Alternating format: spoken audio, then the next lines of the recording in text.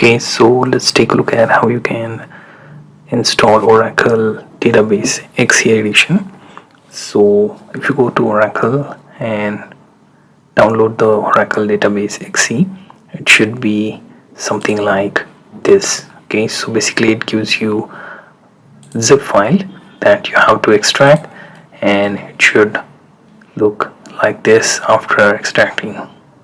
Right now, there are some things to note, like you cannot install Oracle Database XE in Windows Home.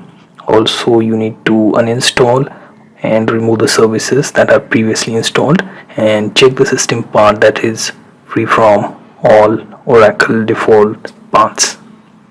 Right, and make sure that whenever you are running anything installer like, so make sure to run it as administrator.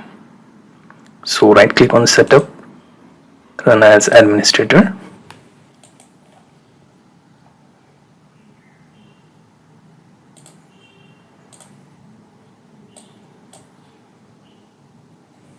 And as you can see, it started the Express Edition installer. Click next, accept the license, click next. Okay, choose the path, again click next, and here you have to choose the password. Let's go with something like demo 1234. Then click next. Okay, accept the destination folders and hit install. Depending on how your admin privileges are accepted, it should start the installer. Okay, make sure you are direct admin and not part of some other group to which you have to gain access from admin. Okay, finally you will get your wizard showing the success message, and it will show you the port 1521 and also the URL which you can access. So localhost 5500, and you can access mexpress.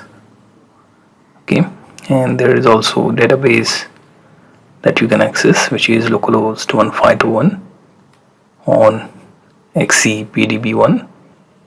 Click finish, then go to Windows menu. Let's check for Oracle.